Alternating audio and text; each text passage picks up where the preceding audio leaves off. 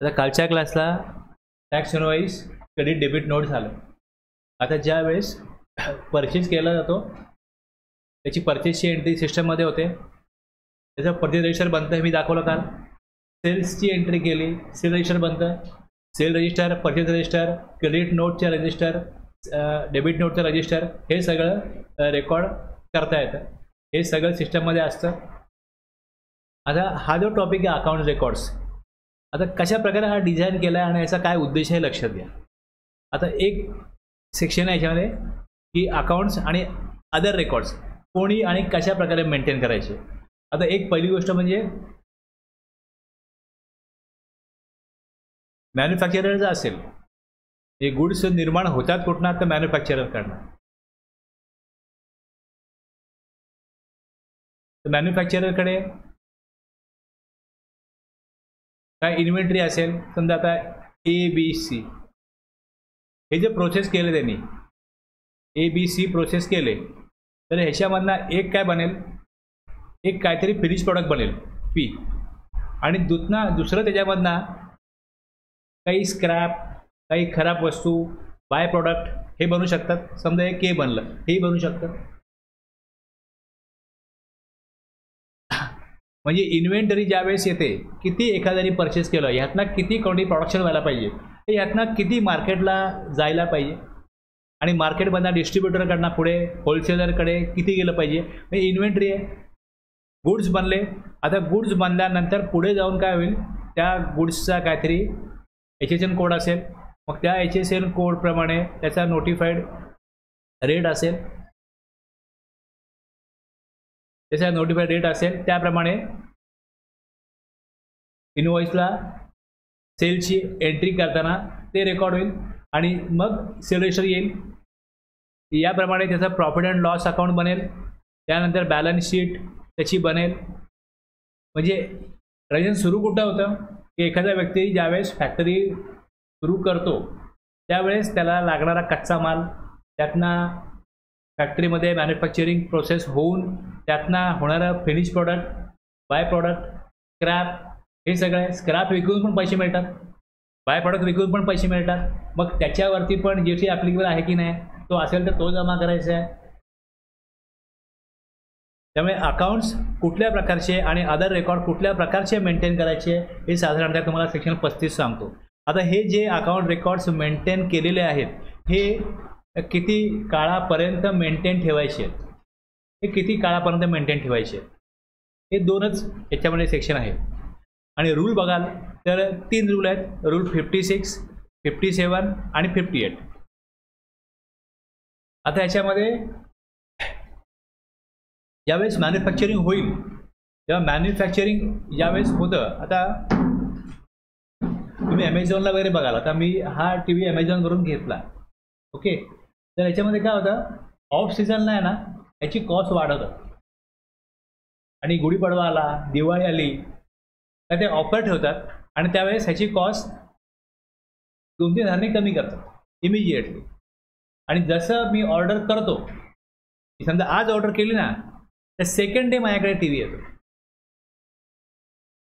आणि जर का सेकंड डे येत असेल तर ह्याची मॅन्युफॅक्चरिंग कुठे होतं, त्याचं मॅन्युफॅक्चरिंग दिल्लीला होत असेल, कुठेही होत असेल तर इथे लोकल गोडाऊन आहे, म्हणजे भिवंडी किंवा कुठेचे गोडाऊन्स आहेत, तिकडे हे हजारोच्या क्वांटिटीनी जो एक रिजन आहे समजा मुंबईच्या भागासाठी, ते अशा कुठल्या एरियामध्ये त्यांचे टार्गेट आहे किंवा या सीझनला आपण 1000 TV विकायचे, त्या हिशोबाने कॉम्पिटिटिव्ह कॉस्ट ठेवायची, ऑफर द्यायची. आणि जसं ऑर्डर येते इमिजिएटली लगेच ते काय होतं, ॲमेझॉनकडनं डिस्ट्रीब्यूट केलं जातं, फ्लिपकार्ट किंवा ॲमेझॉनकडनं, आणि लोकांकडे इमिजिएट तो TV पोचतो. आणि मग प्रत्येक एरियामध्ये त्यांनी ते चालू करून द्यायला, इन्स्टॉल करायला एक एजन्सी नेमली एरिया करता. मग त्या एजन्सीचा कॉल येतो की आम्हाला असं माहिती मिळाली की तुम्ही TV परचेस केला आहे, तर आमचा टेक्निशियन तुम्हाला उद्यापर्यंत कॉन्टॅक्ट करेल. आज आला म्हणजे, आणि मग साधारणतः 3 दिवसामध्ये ऑर्डर दिल्यापासून 3 ते 4 दिवसामध्ये तो TV चालू होतो. आता ह्याकरता मॅन्युफॅक्चररकडे एक GST नंबर आहे, कारण त्याच्याकडे खूप मोठ्या अमाऊंटवरती प्रोडक्शन होतं, म्हणजे त्याचं जो एक थ्रेशोल्ड लिमिट आहे ॲग्रिगेटचं तिथे एक्सेड होणार. पण जे गोडाऊन किंवा वेअरहाऊस आहेत, छोटे मोठे वेअरहाऊस किंवा गोडाऊन आहेत, त्या छोट्या बिझनेसचा ॲग्रिगेट टर्नओव्हर जर 20 लाखाच्या खाली असेल तर त्यांना GST नंबर घेणं कंपल्सरी नाही आहे. मग त्यांच्यासाठी एक आहे maintenance of account by registered person, दुसरं आहे generation and maintenance of electronic records, तिसरं records to be maintain by owner or operator of godown or in warehouse आणि ट्रान्सपोर्टर. गुड्स बनतात कुठे? फॅक्टरीमध्ये. मग ते ट्रान्सपोर्टर घेऊन जातो वेअरहाऊस किंवा गोडाऊनला, तर ह्याचा पण ट्रॅक राहायला पाहिजे. त्यामुळे काही रेकॉर्ड्स हे गोडाऊन, वेअरहाऊस, ट्रान्सपोर्टरला पण मेंटेन करायला लागतात. म्हणजे इन्स्पेक्शन करायचं म्हटलं तर गुड्स कुठे बनले, कुठना कुठे गेले, किती क्वांटिटीनी कुठल्या वेअरहाऊसला, गोडाऊनला गेले, कुठल्या ट्रान्सपोर्टरनी नेले आणि मार्केटला ॲक्च्युअलमध्ये सगळे गुड्स जातात की नाही जातात. म्हणजे विदाऊट बिल गुड्स जातात हे जर बघायचं असेल तर मग या प्रकारे ट्रॅक ठेवलं तर कळेल.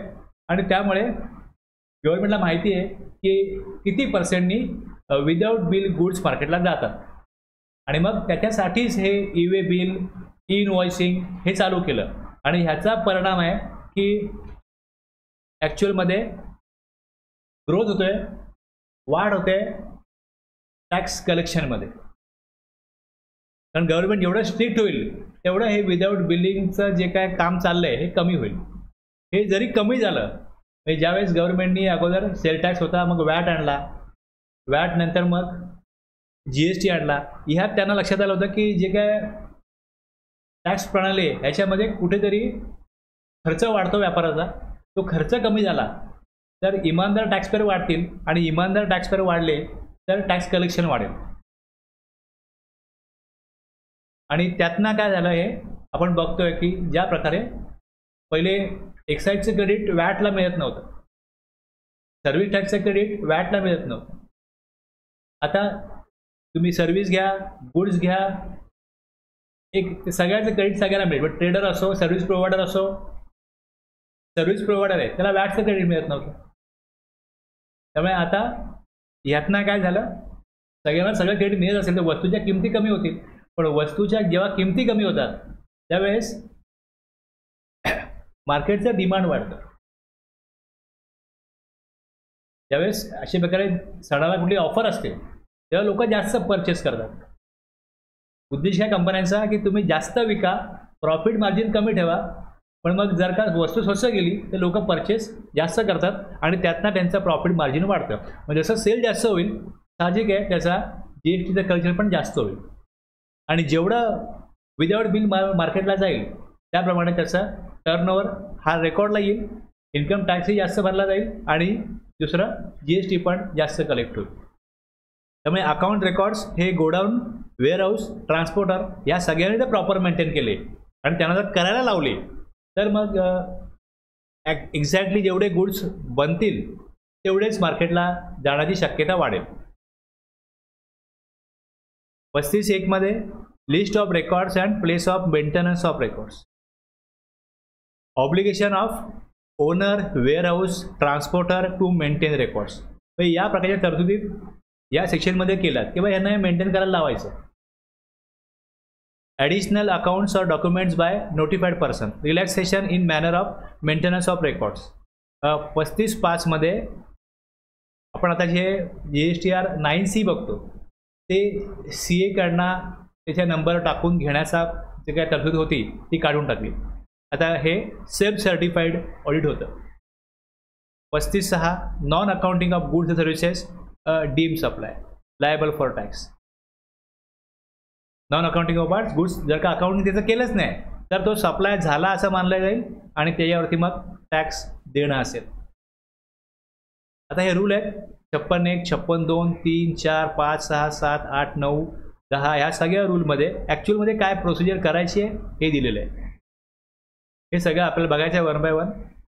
जनरेशन आणि मेंटेन ऑफ रेकॉर्ड 57 आणि 58 मध्ये record to be maintain by owner, operator, godown, warehouse आणि ट्रान्सपोर्टर. कळलं विषय लक्षात आला. अकाउंट रेकॉर्ड मेंटेन करायला टॅक्सपेअरला सांगण्याचा उद्देश हा आहे की जसे गुड्स येतात, ई-वे बिल बनणार, इनवॉइसिंग होणार, त्यानंतर ते ट्रान्सपोर्टर वेअरहाऊस गोडाऊनला येतात. आता हे जर का गोडाऊन रेकॉर्ड केलं गेलं आहे तर हे ॲडिशनल प्लेस ऑफ बिझनेस आहे. गुड्स ठेवले कुठे तर गोडाऊनला, ते रेंटवरती घेतला असेल. आता जर का लक्षात घ्या की ह्यांना ॲमेझॉन किंवा फ्लिपकार्टला जे काय गुड्स ठेवायला लागतात ते त्यांना प्रत्येक सीझननुसार वेगवेगळ्या प्रकारे गुड्स ठेवायला लागतात. कारण स्वतःचं गोडाऊन घेण्यापेक्षा भाड्याने गोडाऊन घेणं परवडतं. जशी गरज आहे गोडाऊनला ठेवले, रेंट दिला, विषय संपला. मध्ये ऑफ पिरियड आहे, काही नाही गोडाऊनला, पण तेवढी माणसं कामाला ठेवा, त्या जागेचा मेंटेनन्स ठेवा, त्या जागेचा खर्च सगळं, त्यापेक्षा त्यांना भाड्याने घेणं परवडतं. मग असे बरेच असे बिझनेस आहेत की ते transport, warehouse, godown, cold storage हे वापरतात आणि तिथे त्यांचे गुड्स तिथे असतात. मग जीएसटीच्या कायद्याप्रमाणे ते जे वेअरहाऊस, कोल्ड स्टोरेज आहे, गोडाऊन आहे, हे जे आहे हे प्लेस ऑफ बिझनेसमध्ये येतं. प्लेस ऑफ बिझनेस काय आहे तर ॲक्च्युअलमध्ये बिझनेस कुठला कंडक्ट होतो. Includes place from where the business is ordinary carried on. म्हणजे जिथे तो व्यापारी बसत असेल, आपला बिझनेस करायला परचेस ऑर्डर देत असेल, त्याच्या माणसांना मार्केटला आपली काय स्कीम आहे सांगायला पाठवत असेल, जिकडनं नॉर्मली बिझनेस ऑपरेट होतो ती जागा. आणि इन्क्लूड्स काय warehouse, godown, any other place where a taxable person stores his goods, supplies और रिसिव्स गुड्स और सर्व्हिस और गुड्स रिसिव्ह कुठनं करणार. दिल्लीवरनं गुड्स आले तर ॲमेझॉन रिसिव्ह कुठे करणार, विंडोज एखाद्या गोडाऊन आहे इथे रिसिव्ह करणार आणि तिकडनं मग काय करणार, तो पुढे पाठवणार. त्या कंपनीने इथे पाठवले, यांनी रिसिव्ह केले आणि मग पुढे मार्केटला गेले. A place where a taxable person maintains his books of accounts. Books of account कुठे ठेवतात, ती जागा वेगळी असेल. आता नॉर्मली असं पण असतं की समजा जिकडे मार्केट आहे तिकडे एक छोटी जागा ठेवायची, जिकडे लोक येतील जातील. पण जे काय बॅक ऑफिस असतं ते कमर्शियल प्लेसमध्ये जिकडे भाडं जातं तिथे असण्याची गरज नाही. मग बुक्स ऑफ अकाउंट वेगळ्या ठिकाणी मेंटेन करा. असं आहे, तिकडे लोकांना येण्याची गरज नाही, तिथे फक्त आपल्याला आपलं काम करायचं आहे. मग ती जागा वेगळी असू शकते. A place where taxable person maintains his books of account. आता बँक कसे आपण बघतो की बँक तर मार्केट प्लेसला पाहिजे, पण तुमचा ATMमधनं पैसे गेले, तुम्हाला ॲक्च्युली बाहेर आलेच नाही, तुम्ही कंप्लेंट नोंदवता. तुमचं कार्ड हरवलं, डेबिट कार्ड, कंप्लेंट नोंदवता. मग ते लोक कुठे असतात, ते बँकेत बसत नाही. त्यांचं बॅक ऑफिस अशा ठिकाणी आहे की जिकडे त्याला कमी रेंटनी जागा मिळेल, तर जिकडे त्यांनी विकत जागा स्वस्त घेतलेली आहे. त्यामुळे ती जागा अकाउंट रेकॉर्ड मेंटेन करायची वेगळी असू शकते, पण ती पण बिझनेसचा भाग आहे. A place where a taxable person maintains his books of account आणि a place where a taxable person is engage in business through agent whatever name called. Okay, या प्रकारे जेवढ्या जागा असतील या सगळ्या प्लेस ऑफ बिझनेसमध्ये इन्क्लूड केल्यामुळे या सगळ्या जागा रजिस्ट्रेशन घेताना किंवा मग पुढे जाऊन जेव्हा त्या घेतल्या जातील तेव्हा अमेंडमेंट करून ह्या सगळी माहिती ही देणं भाग आहे. म्हणजे ही माहिती आहे डिपार्टमेंटकडे. मग ह्या माहितीच्या अनुषंगाने इन्स्पेक्शन करणं आणि पुढे जाऊन सगळं व्यवस्थित गुड्स मार्केटला जातात की नाही जातात याच्यावर ट्रॅक ठेवणं हे शक्य होतं. पहिल्यांदा कसे कुठे लूप म्हणजे कुठेतरी टॅक्स चोरी करण्याची चान्सेस कुठे आहेत तर ते बघून त्याप्रमाणे लॉ मेकरने काय केलंय, ह्या तरतुदी केल्या आहेत. मग ह्या तरतुदी आहेत, हे ऑब्लिगेशन जो रजिस्टर्ड पर्सन असेल त्याला लागू आहे, प्लस जो रजिस्टर्ड पर्सन नसेल त्याचं वेअर हाऊस आहे, कोल्ड स्टोरेज आहे, ट्रान्सपोर्टर आहे, त्यांना याच्यामध्ये एनरोलमेंट नंबर घ्यावा लागतो. मी मागच्या वेळी तुम्हाला दाखवलं होतं. EV पोर्टलला त्याला ऑप्शन दिलेला आहे, तिकडे जाऊन तुम्ही तुमची माहिती द्या, एनरोलमेंट नंबर द्या, जेणेकरून गव्हर्नमेंटकडे हे माहिती राहील की गुड्स कुठे येतात कुठे जातात. म्हणजे जसं जी कंपनी ज्या गोडाऊनला गुड्स पाठवते त्यांना ॲडिशनल प्लेस ऑफ बिझनेस ते डिक्लेअर करणं भाग आहे. पण जर ते डिक्लेअर करत नसतील तर गव्हर्नमेंटकडे वेअर हाऊस आहेत, कोल्ड स्टोरेज आहेत, यांची माहिती आहे. तिकडे जाऊन विचारलं की तुमच्याकडे गुड्स कोणाकडे येतात तर ते बोलले की ॲमेझॉनचं येतं, फ्लिपकार्टचं येतं. आणि जर त्यांनी डिक्लेअर ते केलेलं नसेल तर मग त्यांनी अमेंडमेंट करून ते का नाही कळवलं, मग त्यांच्यावरती कारवाई होऊ शकते. जर तरतूद असेल, ऑब्लिगेशन असेल आणि जर ते टॅक्सपेअरनी फॉलो नाही केलं तर मग डिपार्टमेंट त्याच्यावरती ॲक्शन घेऊ शकतं. पण जर तिकडे तसं कायद्यामध्ये तरतूदच नाही आहे तर मग त्याच्यावरती एक त्यांना फ्रीडम मिळतं. तुम्ही कुठे कायदा केला आहे, आम्ही करू शकतो, आम्ही गोडाऊनला गुड्स ठेवले, ते सांगणं ते रेकॉर्ड मेंटेन करणं आमच्यावर बंधनकारक नाहीये, नाही केलं आम्ही रेकॉर्ड मेंटेन. कुठे कायद्यामध्ये आहे ते? म्हणून हा कायदा केलाय की कोणी कोणी काय काय रेकॉर्ड्स आणि गुड्स अकाउंट मेंटेन करायचे. आता मी 15 मिनिटं लागली मला बॅकग्राऊंड सांगायला की उद्देशच काय, कशा करता आपण हे करतोय. एकदा का हे सगळं कंट्रोलमध्ये आणलं तर मग त्याच्यावरती पुढची कारवाई करणं सोपं जाईल. आता याच्यामध्ये काय होतं की ज्यावेळेस टॅक्स भरला जातो, GSTR 1 GSTR 3 भरला जातो, त्या डिटर्मिनेशन ऑफ टॅक्स कोण करतं? टॅक्स पेअर करतो. म्हणजे इथे असेसमेंट इन GST हे काय सेल्फ असेसमेंट आहे. हे टॅक्स पेअरवर सोडलेलं आहे की तुमच्याकडे काय तुम्ही परचेस केलंय, तुम्ही सर्व्हिस कुठल्या घेतल्यात, गुड्स कुठल्या घेतलेत, आउटवर्ड सप्लाय तुम्ही काय केलाय, तुम्ही तुमचा इनवॉइस बनवा प्रोव्हिजन प्रमाणे, रूल प्रमाणे, आणि तो GSTR 1 ला डिक्लेअर करा. रिव्हिल तुम्ही त्याप्रमाणे लायबिलिटी भरा. हे सेल्फ असेस आहे. आता ह्याच्यावरती जर त्यांनी योग्य भरलं, चुकीचं भरलं, तर मग काय करता येईल? काय करता येईल? जे रिटर्न भरलेले असतील, ते रिटर्न जे भरले असतील त्या रिटर्नवरती पुढे जाऊन काय होतं? स्क्रुटिनी होणार. बरोबर आहे.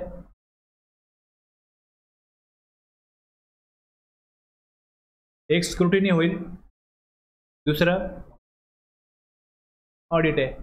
आणि वेळोवेळी जे काही काम चाललंय हे जर का बघायचं असेल तर मग इन्स्पेक्शन आणि सर्च आहे. ही टूल गव्हर्नमेंट ठेवली. आता इन्स्पेक्शन करायचं कसलं, सर्च करायचं कसलं, तर गुड्सचं डॉक्युमेंटचं हेच करणार ना. मग तेच गुड्स डॉक्युमेंट जे मेंटेन करायला पाहिजे ते त्यांना ह्यात सांगितलेलं आहे की तुमच्याकडे गुड्स किती आले, किती गेले, काय झालं production. Every taxpayer is required to self assess the taxes payable and furnish a return for each tax period in the period for which return is required to be file. म्हणजे quarterly, monthly, त्याला जे असेल त्याप्रमाणे. The compliance verification is done by the department through scrutiny of return, audit or investigation. म्हणजे search पुढे जाऊन thus the compliance verification is to be done through documentary check म्हणजे स्क्रुटिनीमध्ये, आणि rather than physical control. कुठलाही physical control नाही. This requires certain obligation to be cast on the taxpayer for keeping and maintaining accounts आणि records. ते हे हा para काय आहे हेच मी 15 मिनिटं बोलून तुम्हाला एक्सप्लेन केलंय. List of records. Every registered person shall keep and maintain at his principal place of business as mentioned in the certificate of registration a true and correct accounts. Production or manufacture of goods. काय production केलं, काय manufacture केलं गुड्सचं, त्याची माहिती पाहिजे. म्हणजे input किती लागले, त्यातनं किती आउटपुट जनरेट झालं हे पाहिजे. किती क्वांटिटी परचेज झाली, किती क्वांटिटी प्रोडक्शन करून जनरेट झाली. इनवर्ड आणि आउटवर्ड सप्लाय ऑफ गुड्स और सर्व्हिसेस और बोथ. इनवर्ड सप्लाय काय घेतला, आउटवर्ड सप्लाय काय केला, गुड्सचा सर्व्हिसेसचा. स्टॉक ऑफ गुड्स, गुड्स आणले, मॅन्युफॅक्चरिंग केले, इनपुट स्टॉकमध्ये किती आहे, आउटपुट बनवलं मार्केटला पाठवलं तर स्टॉकमध्ये काय राहिलं का, स्टॉकमध्ये किती आहे. Input tax credit avail. आता प्रत्येक जो पिरियड आहे, जसं ऑगस्ट झाला, तुम्ही ऑगस्ट एफिशियन्सी करायला गेला तर ऑगस्टला तुमच्याकडे ओपनिंग बॅलन्स काय होता, स्टॉक ऑफ गुड्समध्ये ओपनिंग बॅलन्स काय होता, इनपुटचा काय होता, फिनिश गुड्सचा काय होता, गुड्स इन प्रोग्रेस असेल त्याचा काय होता स्टॉक, हे कळलं पाहिजे. त्यातनं तुम्ही नवीन गुड्स परचेस केले, प्रोडक्शन केलं, क्लोजिंग स्टॉक काय राहिला, ओपनिंग इनपुटचा ओपनिंग स्टॉक काय होता, हे दर महिन्याचं चेक केलं, दर महिन्याचं चेक केलं आणि 12 महिन्याचं ऑडिट केलं आणि कुठे डिफिशियन्सी असेल काय, मग तिकडे प्रश्न निर्माण होतात की साधारण तुम्ही किती प्रोडक्शन करता, त्यातनं किती फिनिश गुड्स निर्माण होतात ह्याचा एक अंदाज येतो. अनालिसिस केला तर 12 महिन्याचं त्या लेवलला. आउटपुट टॅक्स पेएबल आणि पेड, किती मग परचेस केलं, इनवर्ड सप्लाय घेतला, इनपुट टॅक्स दिला, आउटवर्ड सप्लाय केला, आउटपुट टॅक्स कलेक्ट केला, टॅक्स पेएबल किती आला, आउटपुट टॅक्स पेएबल आणि paid. Such other particulars as may be prescribe. आता इथे तुम्ही एक एक बघाल हे, तर काय काय मेंटेन करायचं आहे. प्रोडक्शन हे चार्टमध्ये दिले, प्रोडक्शन और manufacturer of goods, inward supply of goods और सर्व्हिसेस और both, outward supply, stock of goods, input tax credit availed, output tax paid payable, हे सगळं जे आहे हे तुम्हाला मेंटेन त्याच्या बुक्स ऑफ अकाउंटमध्ये. त्यांनी स्पेसिफिकली ॲक्च्युअलमध्ये जेव्हा मी काम करतोय तर मी तुम्हाला काल दाखवलं होतं की ड्युटीज अँड टॅक्सेसमध्ये परचेस करून टॅक्स दिलाय आणि सेल करून टॅक्स कलेक्ट केलाय, हे ड्युटीज अँड टॅक्सेसमध्ये असतं. त्यातनं मला द्यायचं आहे किती, ही लायबिलिटी आहे. आणि ITC ही माझी ॲसेट आहे, इनपुट टॅक्स क्रेडिट ही माझी ॲसेट आहे. म्हणजे मी कॅश न पे करता, समजा मला 100 रुपये पे करायचे आहेत तर मी 100 रुपये कॅशने पे करतो का? याच्यामध्ये जर माझ्याकडे ITC असेल आणि तो जर का 70 रुपये असेल तर मी 70 रुपये ITCने देईन आणि मग कॅशमधनं 100 रुपये पे करायचे तर 30 रुपयेच कॅश देईन. म्हणजे मला 70 रुपये काय हे कॅशच्या इक्विव्हलंट आहेत ना, म्हणजे ही ॲसेट आहे. पण ज्यावेळेस परचेसची एंट्री होते, सेल्सची एंट्री होते, तेव्हा लायबिलिटीच्या ड्युटीज अँड टॅक्सेसमध्ये सगळा टॅक्स जमा होतो. तो तिथनं भरायचा किती, म्हणजे आउटपुट टॅक्समध्ये दाखवायचा किती, 100 रुपये हे वेगळे घेतले पाहिजे आणि ITC 70 आहे हा वेगळा घेतला पाहिजे. तसं जर केलं असेल तर काय होईल, तिथे क्लिअरिटी येईल. पण ते सगळे लोक या प्रकारे मेंटेन करत नाहीत, त्यांना तशा प्रकारची इन्स्ट्रक्शन सूचना नसतात आणि त्यामुळे काय होतं, तुम्ही ऑडिटला गेला तुम्हाला परचेस सेल केलेले दिसतील, पैसे आले गेले दिसतील. जसं परचेस केलं, स्टॉक रेकॉर्ड केला, तो स्टॉकमध्ये जाईल. मग ABC वापरून P बनलं, ते तुम्हाला बनलं, तशी एंट्री किती असेल दिसेल. तशी एंट्री केली नसेल तर तेही कळणार नाही. P तुम्ही विकताय, P स्टॉकमध्ये कुठे आहे, आणि ABC जर का वापरले गेले तर स्टॉकमध्ये गेले पाहिजे. मग त्यामध्ये तशी एंट्री करायला लागते की ABC इतके क्वांटिटी वापरले आणि त्यातनं P जनरेट झालं. तशी एंट्री करत नसतील तर मग तेही मेंटेन होत नाही. मी बघितलं आहे म्हणून तुम्हाला सांगतो की लोकांना परचेस रेकॉर्ड करायलाच पाहिजे, सेल रेकॉर्ड करायलाच पाहिजे, पण स्टॉक मेंटेन व्हायला पाहिजे. तर कशा प्रकारे स्टॉक मेंटेन केला जातो याचं नॉलेज जर एखाद्या व्यक्तीला नसेल तो नाही करणार मेंटेन. त्यांना कोण विचारत नाही, काही गरज पडत नाही, कोण सांगत नाही, तर मग चाललं ना काम. म्हणजे मुद्दाम कोण असं करत नाही, पण काही फोर्सच नाही आहे कुठनं तसं करण्याबद्दल. तर जो व्यक्ती कोण येतो, डेटा एंट्री करता येते, एंट्री कर, परचेसची एंट्री कर, सेलची एंट्री कर, बँक एंट्री कर, झालं काम. ह्याच्याकरता काय फार मोठं ट्रेनिंग घ्यायला लागत नाही. डेटा एंट्रीचा काम आहे हा, डेटा एंट्रीचा जॉब आहे, लोक करतात.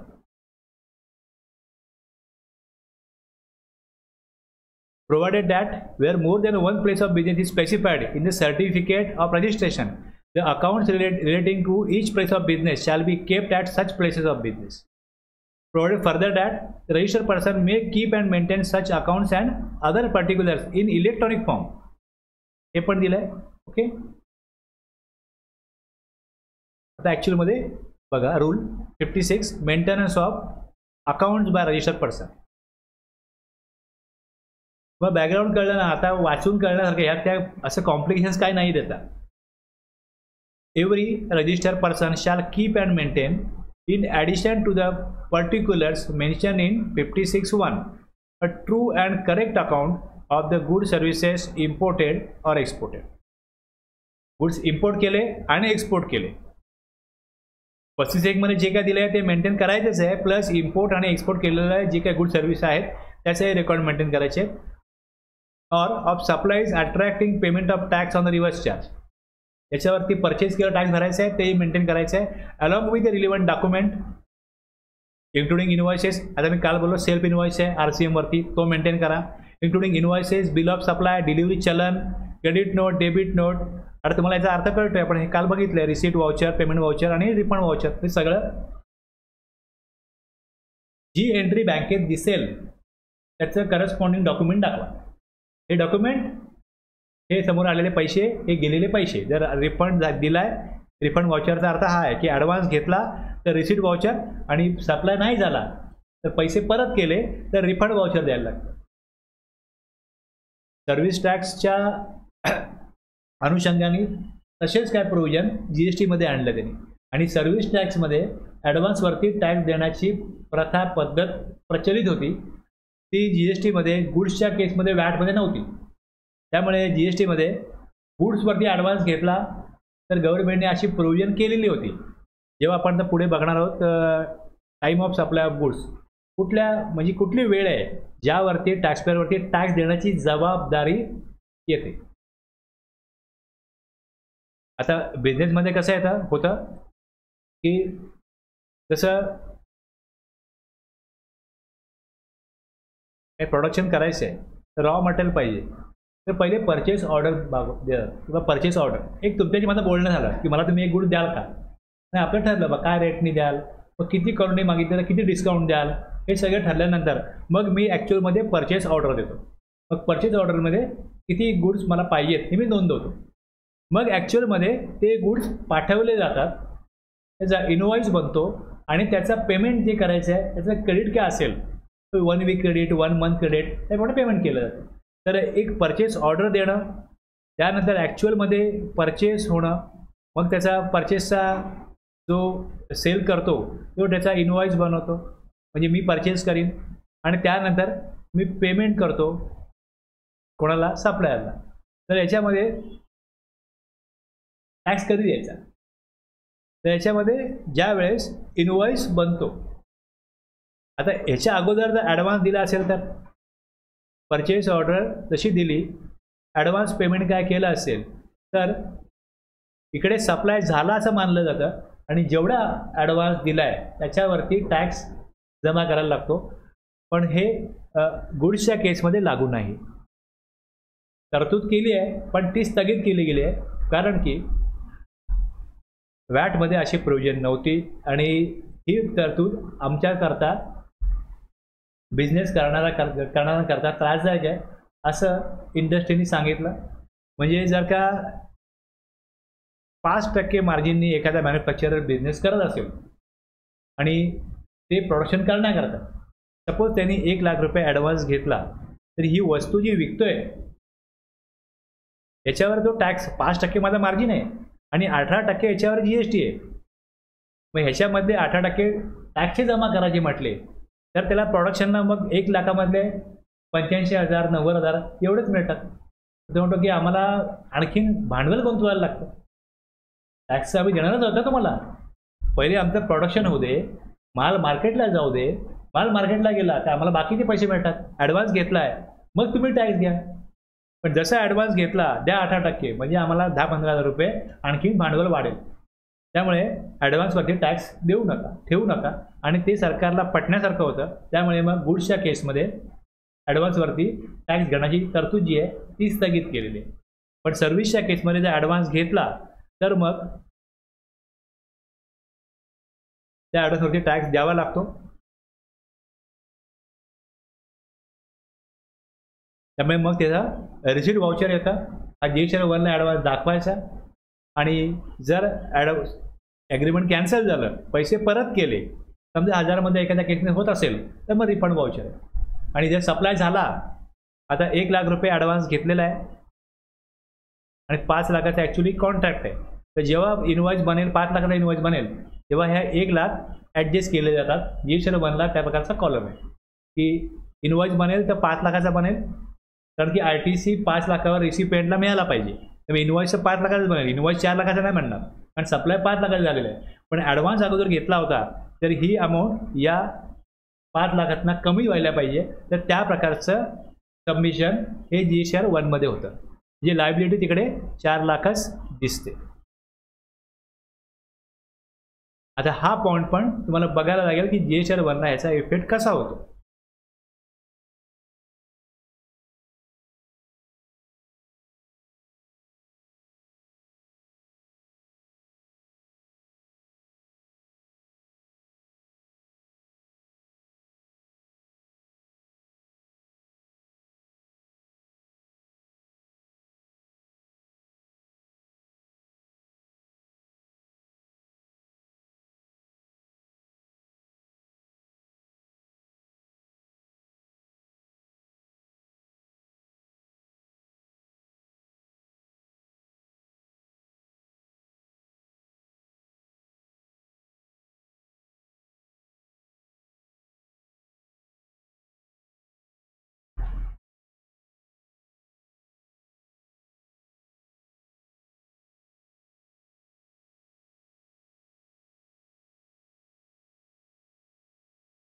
ॲडव्हान्स रिसिप्ट दिसत आहे आणि ॲडजस्टमेंट ऑफ ॲडव्हान्स आहे.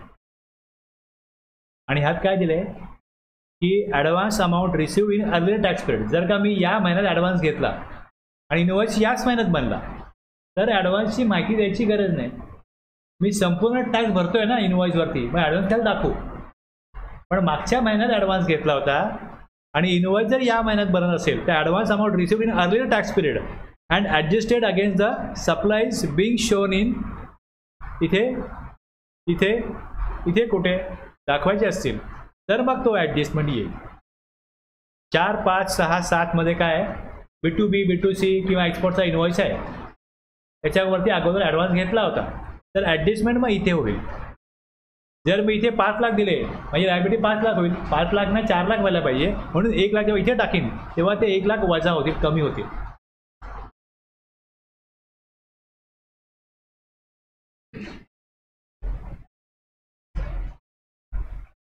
ज्या वेळेस मी कुठली प्रोविजन सांगतो त्या वेळेस ती बुक्स ऑफ अकाउंटमध्ये मेंटेन करायचं आहे अशी आपली तरतूद आहे. पण तुम्हाला हे पण तिथे क्लिक झालं पाहिजे की हे GSTR 1ला किंवा 3B कसं जाईल, कसं तिकडे रिपोर्ट होईल. कारण इनवॉइस आपला GSTR 1ला दाखवायचा आहे, ॲडव्हान्स पण दाखवायचा आहे का, मग ॲडव्हान्स कुठे दाखवायचा आहे, आणि मग ॲडव्हान्स दाखवला आहे मागच्या महिन्यात, मग या महिन्यात त्याला ॲडजस्टमेंटचा कॉलम कुठे आहे, हे सगळं असं क्लिक झालं पाहिजे. तर तुम्हाला ॲक्च्युअलमध्ये तुम्ही स्क्रुटिनी करायला जाल तेव्हा तुम्हाला ह्या गोष्टी बरोबर कळतील. आणि जर तिकडे कुठे डिस्क्रिपन्सी वाटली तर बाबा ह्याचं ऑडिट करायला पाहिजे, ह्याचं इन्स्पेक्शन करायला पाहिजे, हे लक्षात येईल. मग तशा प्रकारे त्या केस चूज होतात. स्क्रुटिनी करताना जर एखाद्यामध्ये खूपच गडबड वाटली तर मग त्याची ऑडिटसाठी केस सिलेक्ट करण्याचा जो क्रायटेरिया असेल त्यांचा ते सिलेक्ट करत असतील. त्याचं सगळं क्लिअर आहे, त्याचं GSTR 1 3B मध्ये काही डिस्क्रिप्शन दिसत नाही. पण खूप अस्ताव्यस्त असेल GSTR 1 3B किंवा जी काही माहिती मिळते दुसऱ्या समोरच्या करस्पॉन्डिंग पार्टीकडनं, बा आहे कोणाकडनं माल घेतात, कोणाला विकतात, EV बिल काय, ही सगळी माहिती कलेक्ट केली आणि दिसलं की काहीतरी गडबड आहे ह्याच्यामध्ये, मग ह्याच्यात अशा केसमध्ये त्याची केस ऑडिट करता घ्यायला लागते. किंवा अजून एक क्रायटेरिया असेल की जरा मार्केटला 1000 लोक आहेत तर एक त्यातल्या 5% 10% तरी ऑडिट करायचं, म्हणजे जेणेकरून इतर लोकांवरती कोणती लक्ष ठेवतोय. तर काय असे क्रायटेरिया असतील त्यानुसार त्याचं स्क्रुटिनी ऑडिट इन्स्पेक्शन करत असतील. पण त्याचा शेवटी आधार काही बघायला गेलं तर हेच आहे की अकाउंट रेकॉर्ड्स काय मेंटेन केले,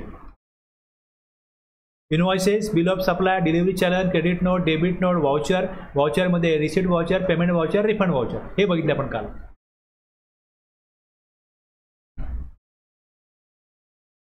प्रोडक्शन रेकॉर्ड्स बाय मॅन्युफॅक्चरर काय, सुरुवात कुठनं होते टॅक्स जनरेट व्हायला, प्रोडक्शनपासून. Every registered person manufacturing goods shall maintain monthly production account. Monthly production account पाहिजे, म्हणजे इनपुट किती घेतले, आता ह्यामध्ये quantitative details of raw material services in the manufacturer आणि quantitative details of the record so manufacturer including the waste and by product. Okay, every registered person manufacturers shall maintain monthly production account showing किती quantity raw मटेरियलची लागली, किती quantity use झाली मॅन्युफॅक्चरिंगमध्ये, काय services वापरला आहे का त्यासाठी, हे सगळं रेकॉर्ड मेंटेन झाले पाहिजे. म्हणजे ह्यातनं एक्झॅक्टली काय कळतं की समजा 100 TV बनवत असतील तर ह्या 100 TV बनायला रॉ मटेरियल किती प्रमाणात लागलं आणि तेवढं लागतं का. समजा एक सोप, एखादी कंपनी सोप बनवते, मग त्यांना इनपुट्स काय लागतं, एक कंपनी जे इनपुट दाखवेल सेम दुसरी कंपनी तेवढं दाखवेल ना. मग 100 ग्रॅमचे साबण बनत असतील, असे किती बनवले, 1 लाख, किती रॉ मटेरियल लागलं. तुम्ही एखादं ऑडिट केलं, दुसऱ्या कंपनीचं ऑडिट करायला जाल तर त्या सोपमध्ये जे काय लागतं तुम्हाला माहिती आहे, अभ्यास करून करून हे कळतं, अनालिसिस करून करून कळतं. म्हणजे एखादी कंपनी इनपुट जास्त दाखवते का, जास्त घेते का, प्रमाण बरोबर आहे की नाही, हे कळतं. म्हणजे विदाऊट बिल कोण गुड्स घेतो किंवा अशा प्रकारे दाखवतो की हे आम्ही गुड्स घेतलेत, पण घेतलेत नाही, ॲक्च्युली रेकॉर्डला फक्त आले की हे घेतले, म्हणजे ITC वाढला. असं जे करत असतील त्याच्या अशा प्रकारांना आळा घालण्याकरता हे दिलं आहे की तुम्ही प्रोडक्शन डिटेल ठेवा, किती गुड्स घेतले, किती क्वांटिटी घेतली, त्यातनं किती प्रोडक्शन झालं, म्हणजे इनपुट्स किती वापरले गेले प्रोडक्शन प्रोसेसमध्ये आणि त्यातनं फिनिश गुड्स किती बनले. क्वांटिटी डिटेल्स काय दिलं आहे की रॉ मटेरियल किती लागलं, त्याला सर्व्हिसेस किती लागल्या, कुठली खोटी बिलं टाकली तर हे कळणार आहे. तुम्ही 4 कंपन्यांचा अनालिसिस केला, सेम कॉम्प्युटर कंपन्यांचा, समजा सोप आहे, त्या सोप बनवणाऱ्या 4 कंपन्यांचा जर का ऑडिट केलेलं असेल तर जी माहिती आली हातामध्ये त्यातनं कळतं की सगळ्यांचं आसपास सेम पाहिजे की नको. म्हणून हे दिलं की रॉ मटेरियल किती वापरला सांगा, सर्व्हिस किती लागला सांगा, यूज इन मॅन्युफॅक्चरिंग. आणि गुड्स सो मॅन्युफॅक्चर्ड, गुड्स किती मॅन्युफॅक्चर झाले इन्क्लुडिंग फिनिश प्रॉडक्ट काय बनलं ते, त्यातनं वेस्ट काय किती बनलं आणि त्यातनं बाय प्रॉडक्ट काय बनलं का. म्हणजे मला ॲक्च्युली प्रोडक्शन करायचं आहे पीचं, पण समजा मला केचं काय बनतं बाय प्रॉडक्ट आणि स्क्रॅप जो काय बनतो तेही विकलं जातं ना.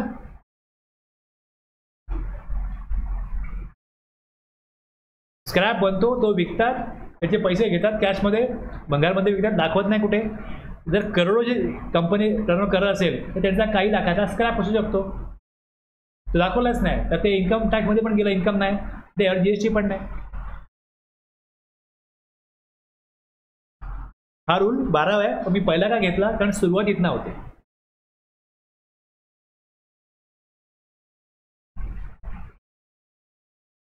Suppliers, receipts and storage details.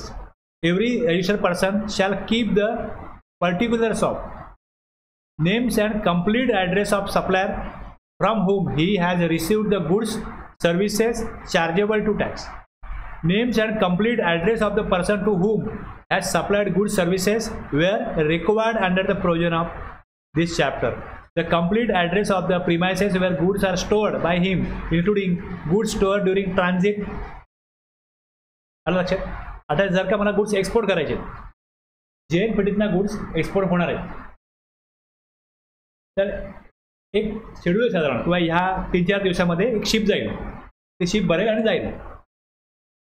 आता जर का तिकडे गुड्स JNPTतनं जाणार असतील तर पुणे, मुंबई आसपासच्या एरियामधनं गुड्स घेऊन आले. इथे असं नाही की उद्याच गुड्स जातील, उद्या पण जातील, परवा पण जातील, 4 दिवसांनी पण जातील. म्हणजे ते गुड्स वाहून आणून आसपास इकडे गोडाऊन आहेत एरियामध्ये, इकडे गुड्स ठेवले जातात. बरेच जे वेअर हाऊस आहेत तिथे गुड्स ठेवले जातात आणि मग ते गुड्स काय करतात पुढे, तसं त्याला शेड्यूल फायनल झालं की गुड्स घेऊन या, आता ते बोटीत चढवायचे, मग हे घेऊन जातात. गुड्स आले, इम्पोर्ट केले, इम्पोर्ट केल्यानंतर पण काय होतं, इमिजिएटली मार्केटला पाठवले जात नाहीत, ते ठेवले जातात गोडाऊनला आणि नंतर मग कुठे किती पाठवायचे आहेत, कशा प्रकारे पाठवायचे आहेत. आता समजा पाऊस पडतोय, पूर आलाय, अशा गुड्स पाठवले जाऊ शकत नाही, तर काय करा, ते गुड्स सेफली एखाद्या गोडाऊनला तुम्ही तिकडे ठेवून द्या आणि नंतर जसा पाऊस कमी होईल मग ठरवू कसं गुड्स पाठवायचे. त्यामुळे the complete address of the premises where goods are stored by him, including goods stored during transit, along with the particulars of the stock stored therein. कुठला स्टॉक कुठे कुठे किती स्टोअर केला हे सगळं का मेंटेन करायला सांगितलं आहे. कुठेही गुड्स विदाऊट बिल मार्केटला जाऊ नये आणि गेले तर मग रेकॉर्ड मेंटेन करायला सांगितलं आहे. गुड्स एवढे आले, इम्पोर्ट एवढे झाले, कुठे कुठे गेले दाखवा, तिचे रेकॉर्ड दाखवा.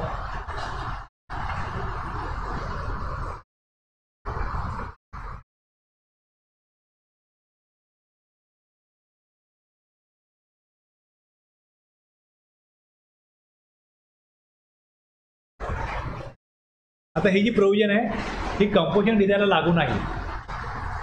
एव्हरी रजिस्टर पर्सन कंपोजिशन डिझायर सोडून shall maintain the accounts of stock in respect of goods received and supplied by him, and such accounts shall contain particulars of opening stock, receipt, supply, goods lost, stolen, destroyed, written off, disposed of by way of gift or free sample, and the balance of stock including raw material, finished goods, scrap and wastage.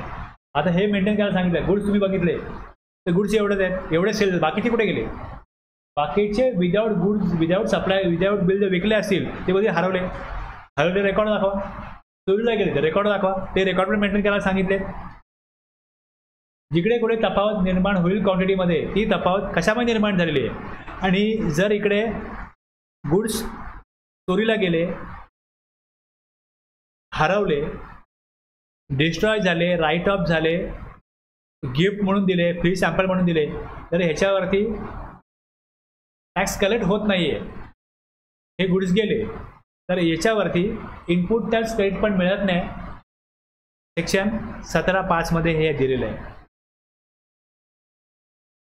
Purchase केलं आहे मी पण ते हरवलं, म्हणजे purchase केलं आहे याच्यावर input tax दिला पण ते गुड्स प्रोडक्शन प्रोसेसमध्ये वापरले गेले नाही किंवा ट्रेडर असेल त्याकडनं विकले गेले नाही, तर आउटपुट टॅक्स क्रेडिट नाही, त्यातनं कलेक्ट नाही होते, तर इनपुट टॅक्स क्रेडिट मिळणार नाही. मग त्याचाही अकाउंट मेंटेन केला पाहिजे की किती ITC मला रिव्हर्स करायला लागला. म्हणजे ज्यावेळेस तुम्ही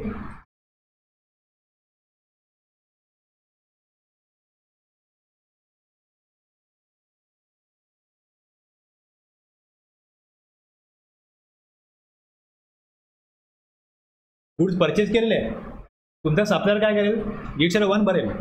तो GSTR 1 भरेल, ते 2Bत येतील. 2Bत ना 3Bमध्ये काय होईल, ती अमाऊंट ऑटो पॉप्युलेट होईल. इलिजिबल ITC इकडे, या इलिजिबल ITC मध्ये इथे जी अमाऊंट येते ही ऑटो पॉप्युलेट होऊन येते. आली युअर अमाऊंट आणि सिस्टम कम्प्युटेड सेम आहेत आली. आता जर ह्यातले काही गुड्स माझे हरवले असतील, चोरीला गेले असतील, तर तेवढा ITC मला 17.5 खाली दिलं आहे. 17.5 ITC रिव्हर्स, तेवढे रिव्हर्स केलेले असले पाहिजेत. मी विचारलं क्वांटिटीमध्ये हे गुड्स कुठे गेले, तुले हरवले, 3Bत दाखवा ITC रिव्हर्स केला आहे का. 3Bत जर हरवले असतील, चोरीला गेले असतील, तर ITC रिव्हर्स केलेला दाखवा.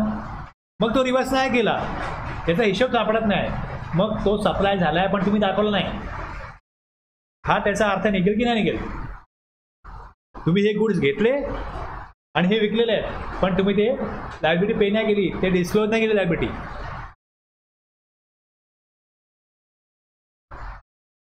जे काय फॉर्मॅट बनवलेत त्याचा उद्देशच हा आहे. पूर्वी काय व्हायचं, 2022च्या अगोदरपर्यंत इथे हे ऑटो पॉप्युलेट जेव्हा होत नव्हतं ना, त्यावेळेस जेवढा ITC मला इलिजिबल आहे तेवढा मी इथे दाखवायचो. समजा 2,01,000 आहे, 1,80 दाखवला मी, तेवढा माझा ITC आहे. 21,000 का कमी केला हे गव्हर्नमेंटला कळत नव्हतं. मग त्यांनी सर्क्युलर काढलं आणि त्यात हे दिलं की इथे जी अमाऊंट ऑटो पॉप्युलेट होते ती अमाऊंट बदलायची नाही. जर कुठल्याही कारणामुळे तुम्ही ITC घेऊ शकत नसाल, म्हणजे मी गुड संपूर्ण रिसिव्ह नाही केले, रिसिव्ह झाले ऑगस्टमध्ये, संपूर्ण इनवॉइस बनला जुलैमध्ये, 90% माल जुलैमध्ये आला आणि 10% ऑगस्टमध्ये आला, तर मी ITC ऑगस्टला गेला पाहिजे.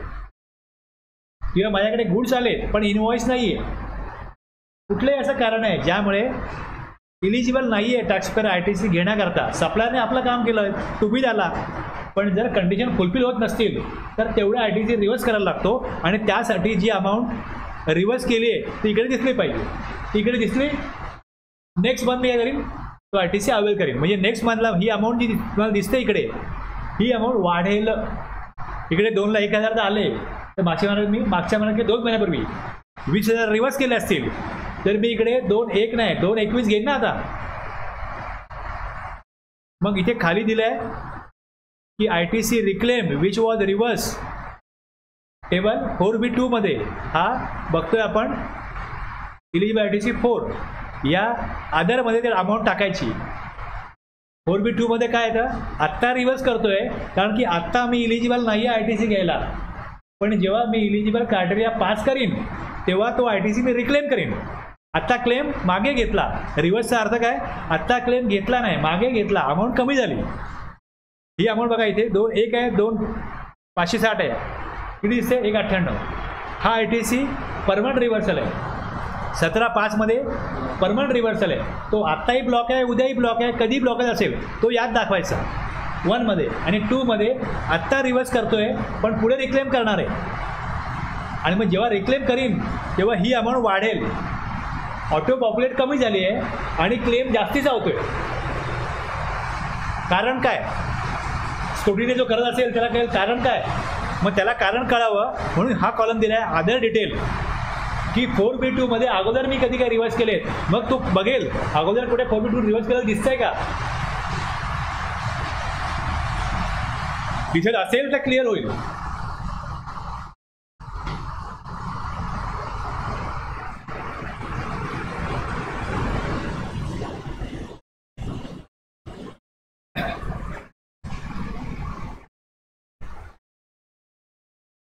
with respect of goods received, supplied, and such such account shall contain particulars of opening balance, receipt, supply, goods हरवले, डिस्ट्रॉय झाले, gift, dispose of, free sample, हे सगळं. मग क्लोजिंग बॅलन्स किती, हे सगळं होऊन क्लोजिंग बॅलन्स किती हे दाखवा. Raw material, scrap, wastage, finish goods,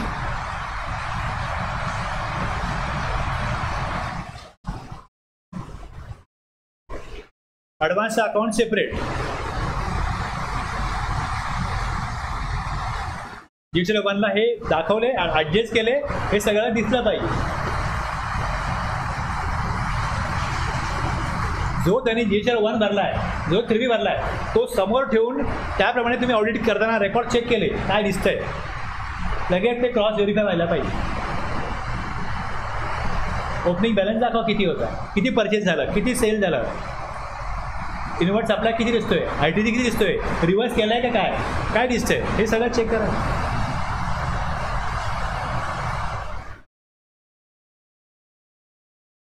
accounts containing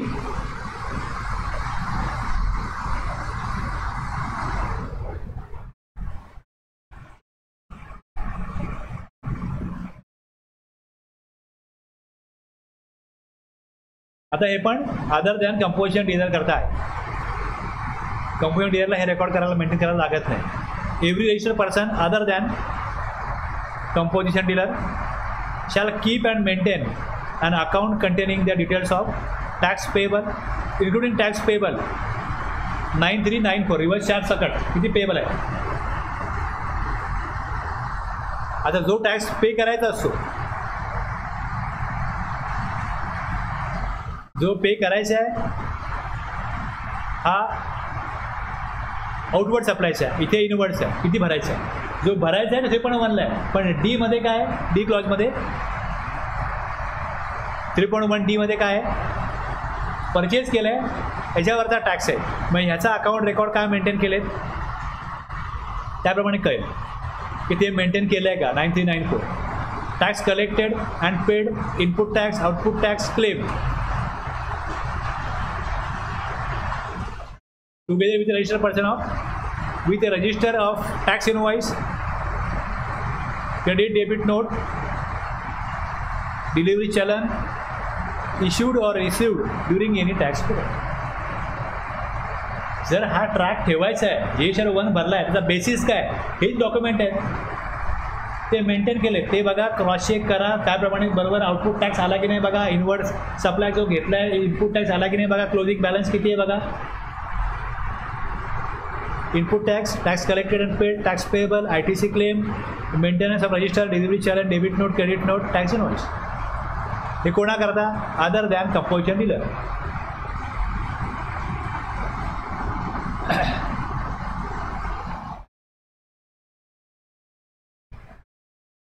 agent करता काय, एजंट करता काय, एव्हरी एजंट शॅल मेंटेन, कोणा करता गुड्स परचेस केले, कोणा करता सेल केले, ओके. टॅक्स पेड कशा प्रकारे झाला, ॲक्टिव्हिटीज काय, एजंटचं काम काय, एजंट स्वतः करता परचेस नाही करत ना, दुसऱ्याकरता परचेस करतो, दुसऱ्याकरता सेल करतो. तुम्ही सांगितलं मला गुड्स परचेस करून पाहिजे, यांनी सांगितलं मला सेल करायचे, मी ह्यांचे गुड्स घेणार, तुम्हाला देणार, तुम्हाला परचेस करायचे, दोघांचा एजंट मी असेल तर मी goods. Agent referred in section 25 shall maintain account depicting the particulars of authorization received by him for each principal. म्हणजे मी एक किंवा अनेक लोकांकरता एजंट आहे, रिसिव्ह और सप्लाय गुड्स और services on behalf of such principal separately. हे वेगवेगळे दाखवा, कोणाकरता गुड्स किती घेतलं वेगवेगळे दाखवा. Particular including description, value, quantity, good services received on behalf of every principal, कोणाच्या वतीने किती घेतले हे वेगवेगळी क्वांटिटी डिटेल ठेवा. Particulars including description, value, supplied, इथे घेतले, इथे दिले. Details of accounts furnish to every principal आणि tax paid on receipt or supply of goods services effected on behalf of every principal, किती टॅक्स कोणाच्या वतीने पे केला हे पण वेगळं मेंटेन. हे एजंट करत आहे. Every registered person supplying services, हे कोणा करताय, रेकॉर्ड्स ऑफ सर्व्हिसेस सप्लायर, तो सर्व्हिस प्रोव्हायडर आहे त्याच्या करताय. आता मी वर्क कॉन्ट्रॅक्ट दिला असेल, वर्क कॉन्ट्रॅक्ट सर्व्हिस आहे, पण त्यात मला गुड्स पण वापरायला लागतात. Supplying services shall maintain the account showing quantitative details, goods use किती झाले त्या कॉन्ट्रॅक्टमध्ये. In the provision of services, details of input services utilize and the services supply.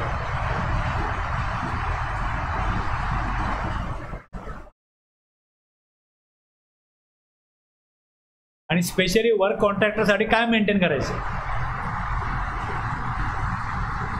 जो वर्क कॉन्ट्रॅक्ट घेतो, separate account for work contract showing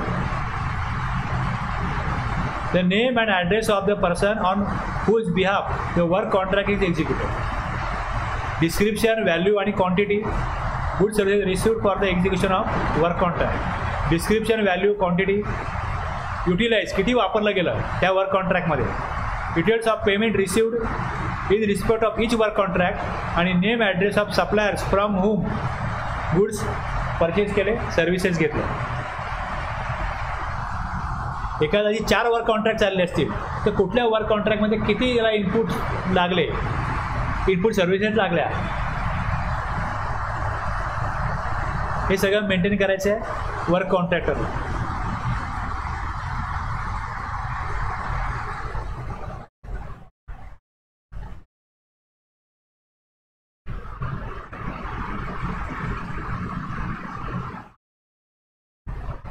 Accounts to be kept all places mentioned in registered certificate. Every registered person shall keep the books of accounts at the principal place of business and books of account relating to additional place of business mentioned in his certificate of registration, and such books of account shall include any electronic form of data stored on any electronic device. तर माझा data क्लाउडला आहे, data माझ्याकडे क्लाउडला असेल. जसं एक local आहे तसं आता काय होतं, लोक क्लाउडने डेटा एक 4000 5000ला आपण क्लाउड स्पेस वापरता येतो. म्हणजे माझं अकाउंटिंग सॉफ्टवेअर आहे, हे माझ्याकडे इथे नाही आहे. मला इथे फक्त एक शॉर्टकट मिळतो, मला क्लिक केलं तो ब्राउझरला जातो, ब्राउझरला तो ॲड्रेस टाकला जातो आणि मग मला समोर आतमध्ये गेल्यानंतर टॅली, एक्सेल सगळं मला आतमध्ये वापरता येतं. लोकली माझ्या कम्प्युटरमध्ये काही नाही आहे.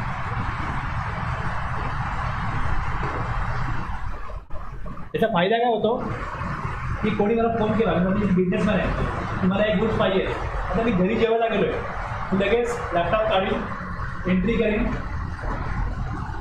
बघीन क्लाउडला स्टॉकमध्ये किती गुड्स आहेत, काय रेटने आपल्याला आलेत, आपण समोरचा व्यक्ती विचारतोय त्याची क्वांटिटी किती आहे, काय रेट कोट करायचा ते मी एक बोलू शकतो. तो डेटा आता क्लाउडला ठेवण्याची सोय आहे आणि ते स्वस्तामध्ये मिळतं.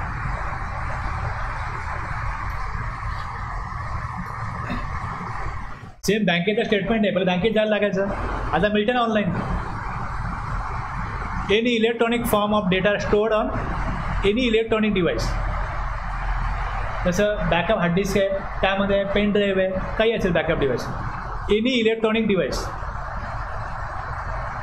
Any entry in register accounts and document shall not be erase.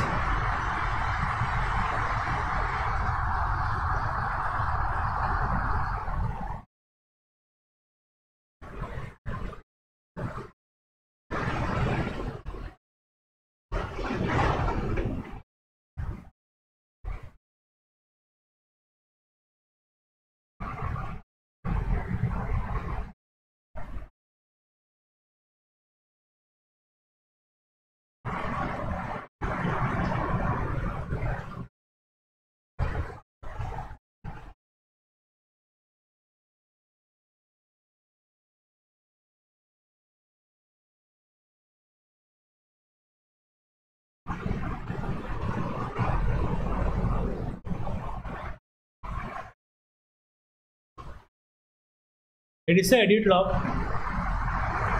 हे एडिट लॉग व्हर्जन जे आहे, choose this to keep edit log permanently. Edit लॉगचा अर्थ असा होतो की जर मी एखादी एंट्री केली आणि त्यामध्ये करेक्शन केलं, जसं तुम्ही लिहिता आणि खोडता, तर कळतं ना खोडलं आहे म्हणून, कम्प्युटरमध्ये कळतं खोडलेलं. एडिट लॉग म्हणजे अशा प्रकारे आहे की तुम्ही काही अगोदर केलं आहे, ती एंट्री डिलीट केली, बदलली, तर सिस्टममध्ये राहते आणि ती बघतायत. अशा प्रकारे सिस्टममध्ये मेंटेन करायचं, त्याला एडिट लॉग म्हणतात. आता अशी तरतूद लागू केलेली आहे इन्कम टॅक्स लॉमध्ये की एडिट लॉग हा काही पर्सनना मेंटेन करावाच लागेल. GSTत नाही आहे, पण कसं आहे की एडिट लॉग त्यांना मेंटेन करावाच लागेल. हे या व्हर्जनला कसं होतं, या व्हर्जनला एडिट लॉग इनेबल डिसेबल करता येतो आणि या व्हर्जनला एडिट लॉग डिसेबल नाही करता येत. असा सॉफ्टवेअर ठेवा की ज्यामध्ये एडिट लॉग डिसेबल होत नाही. ही प्रोविजन लागू केली. इथे कसं होतं, हे टॅक्सपेअर करत आहे की कोणी काय फ्रॉड केलं तर कळावं, त्यामुळे एडिट लॉग इनेबल करतात. पण कोण सर्चला आले, इन्स्पेक्शनला आले, लगेच एडिट लॉग डिसेबल करून टाकतात, काय कळणारच नाही. आपल्या करता आहे, गव्हर्नमेंट करता नाही आहे एडिट लॉग, तर ह्या सॉफ्टवेअरला वापरता येईल एडिट लॉग इनेबल डिसेबल. पण इथे तसं नाही आहे. एडिट लॉग याच्यामध्ये डिसेबल करताच येत नाही. Okay.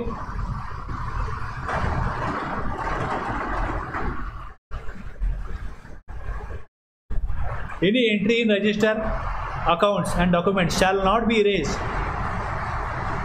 effaced or overwritten, and all correct entries otherwise than those of clerical nature shall be scored out. आता जे मॅन्युअली करतात त्यात हे होईल. अकाउंटिंगमध्ये हे म्हणजे सॉफ्टवेअरमध्ये काही चेंज करता येईल. जर तसं सॉफ्टवेअर असेल तर मग ते चुका कळतील, बदल केलेले कळतील.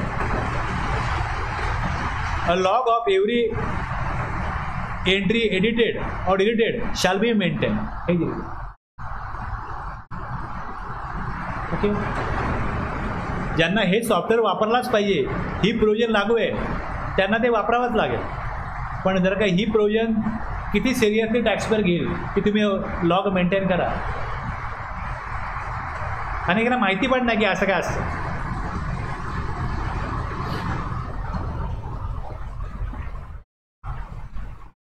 Each volume of books of account maintained manually by the registered person shall be serial number.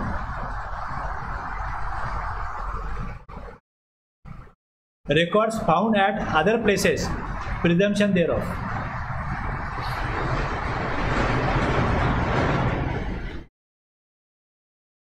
Unless proved otherwise, काय म्हटलं सुरुवात काय, unless proved otherwise, if जर any documents, register or any books of accounts belonging to a registered person are found at any premises other than those mentioned in the certificate of registration, they shall be presumed to be maintained by the said registered person. तर कुठले असे books of account मालकीचे आहेत, कोणाच्या, registered पर्सनच्या, कुठे सापडले, premises other than, त्यांनी जे ॲड्रेस मेन्शन केलेत रजिस्ट्रेशन सर्टिफिकेटमध्ये, they shall be presume to be maintain by the said registered person. त्याच्या मालकीचे कुठले असे बुक्स सापडले तर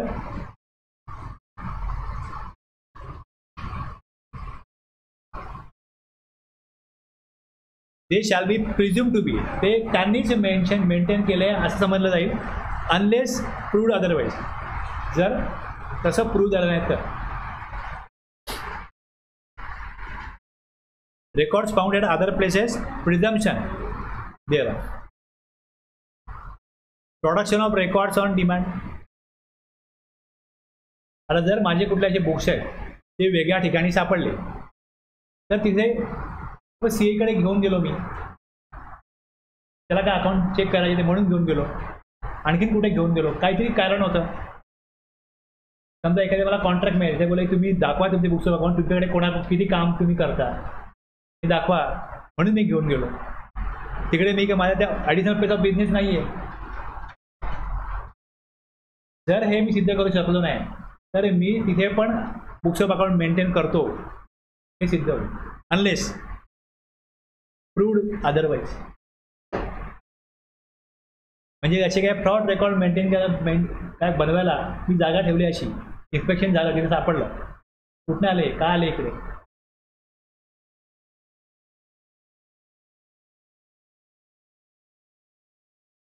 आता जर जे ऑब्लिगेशन दिलेलं आहे की ॲडिशनल प्लेस डिक्लेअर केले पाहिजे, ज्यावेळेस सेशन घेतलं त्यावेळेस सगळी माहिती दिलेली आहे, त्यात काय बदल झाला तर अमेंडमेंट करून कळवली पाहिजे. नाही कळवली तर मग सेक्शन 122 आहे, 125 आहे, general penalty.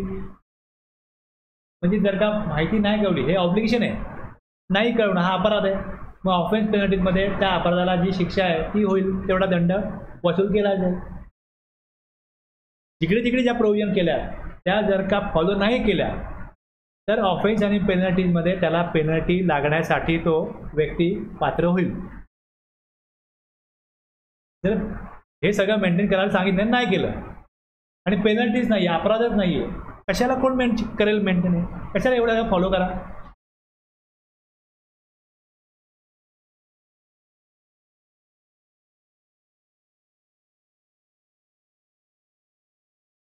The records under the provision of this chapter may be maintained in electronic form, and the records so maintained shall be authenticated by means of digital signature.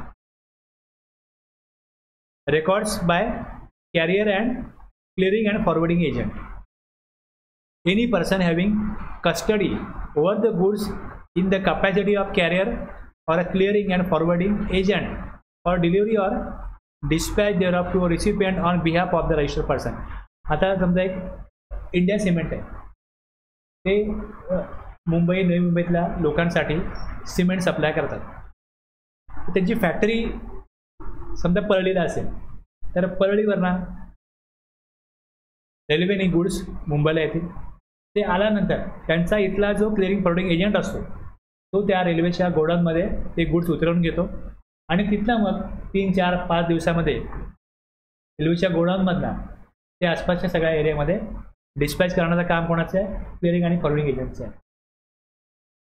म्हणजे एखादी कंपनी काय करते, एजंटचं काम काय लक्षात घ्या की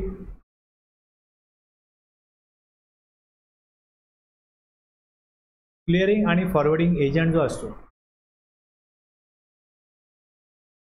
समजा एक सिमेंटची गोणी आहे, सपोज ती 800 रुपयाला मिळते, तर कंपनी काय सांगते क्लिअरिंग फॉरवर्डिंग एजंटला की आम्ही तुम्हाला ही 600 रुपयाला देऊ, मार्केटला याची कॉस्ट 800 रुपये असेल, ऑर्डर तुम्हाला मार्केटमध्ये दिल्या जातील. सपोज तुमच्याकडे एक एजंट येईल, एक व्यक्ती येईल कंपनीचा, इंडिया सिमेंट, सांगेल की तुम्हाला आमच्याकडनं तुम्ही सिमेंट परचेस करा. तुम्ही त्यांना सांगितलं की आम्हाला 1000 सिमेंटचे बॅग्स पाहिजे. ओके, तुम्ही ऑर्डर कोणाला द्या? ऑर्डर आमचं एजंट आहे त्याला द्यायची, आमचा डिस्ट्रीब्युटर आहे त्याला द्यायची. तो ती ऑर्डर घेईल आणि तो कंपनीला सांगेल किती ऑर्डर आलेली, मग तेवढ्या कंपनी डिस्पॅच करते त्या स्पेसिफिक रिजनच्या क्लिअरिंग फॉरवर्डिंग एजंटच्या ठिकाणी, आणि मग त्याला कळवते की आम्ही एवढं पाठवलेलं आहे आणि संबंधित डॉक्युमेंट त्याला पाठवतात. त्याचं काम काय? तिकडे जायचं, रोड ट्रान्सपोर्टने आले, रेल्वे ट्रान्सपोर्टने आले, जिकडनं आले तिकडे जायचं, ते गुड्स ताब्यात घ्यायचे, ते गोडाऊनमध्ये ठेवायचे आणि तिकडनं संबंधित लोकांना तो इनवॉइस स्वतः बनवतो, त्याच्या नावाने इनवॉइस बनतो आणि ते गुड्स पुढे पाठवतो. कंपनी त्याला 600 रुपयाचा इनवॉइस बनवते, तो 800 रुपयाचा इनवॉइस मार्केटला देऊन पाठवतो. आता हे जे 600 रुपये आहेत हे कंपनीला तो कधी पे करेल? ॲज पर ॲग्रीमेंट त्याचं आणि कंपनीचं आहे. 800 रुपये जे तो बिल्डरला किंवा अजून कोणाला गुड्स विकतो कॉन्ट्रॅक्टरला, त्याच्याकडनं कधी घ्यायचे हे ह्याचं आहे. अशा प्रकारे हा व्यवसाय चालतो. तर असे व्यवसाय जे लोक करतात त्यांना any person having custody over the goods in the capacity of carrier or a clearing and forwarding agent for delivery or dispatch thereof to a recipient on behalf of any registered person shall maintain true and correct records in respect of such goods handled by him on behalf of such registered person and shall produce the details thereof and when required by the proper officer. PO मागवेल, तुम्ही goods किती order केले, किती आले, मग कुठे कुठे किती पाठवले ही माहिती द्या. हे सगळं रेकॉर्ड त्याने मेंटेन करायचे.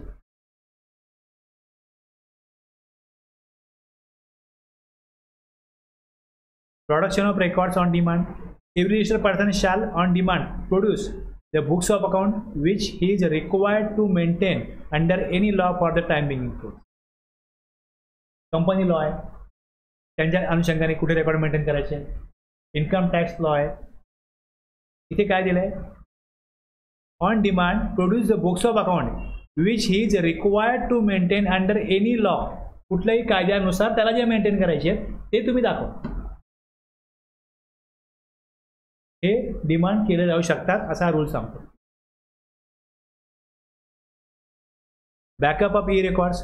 Proper electronic backup of records shall be maintained and preserve in such manner that in the event of destruction of such records due to accident, natural causes, the information can be restored within a reasonable period of time. अशा प्रकारे ठेवा की त्याचा backup ठेवा, जेणेकरून ते record गहाळ झाले, भूकंप आला, पूर आला, काही झालं तर ते रेकॉर्ड्स रिजनेबल टाईममध्ये परत रिस्टोर करता आले पाहिजे.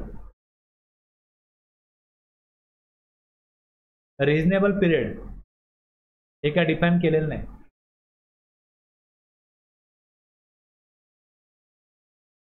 विधानसभा अध्यक्षांनी रिजनेबल पिरियडमध्ये निर्णय घ्यावा, तर रिजनेबल पिरियडचा अर्थ तुम्ही घ्यायला तो घ्या.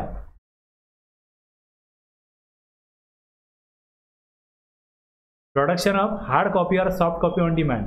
The registered person maintaining electronic record shall produce on demand the relevant records or documents duly authenticated by him in hard copy or in any electronic readable format. Audit trail जी मी दाखवतो तुम्हाला आता, की ज्या प्रकारे कुठेही हे मागवायचे त्याच्यामध्ये एडिट लॉग जसा असतो तसं इथे काय चेंज केलेत. Where the accounts and records are stored electronically by any registered person he shall on demand provide the detail of files, password of such files and explanation. कुठे गेले, क्लाउडला आहे, आमच्याकडे पासवर्ड नाही. तुम्ही ज्याला इन्स्पेक्शनला जाल तो व्यक्ती बोलेल आमच्याकडे पासवर्ड नाही. On demand provide the details of such files, password of such files and explanation of codes used where necessarily for access and any other information which is required for such access along with a sample copy in print form of the information stored in such file. Inspection सर्चमध्ये जर का अशा प्रकारे कुठे document ठेवलेत, काय ठेवले ते दिले नाही तर त्याचे तोडफोड करण्याचे पण अधिकार आहे. ते दिलेलं आहे की रेकॉर्ड मेंटेन करायचे आणि ते तुम्ही तुमच्या सिक्युरिटीला पासवर्ड ठेवा, काही करा, ते गरजेचं आहे. पण जर का डिपार्टमेंट मागत असेल, पीओ मागत असेल तर द्यायला पाहिजे, ते प्रोव्हाइड करायला पाहिजे.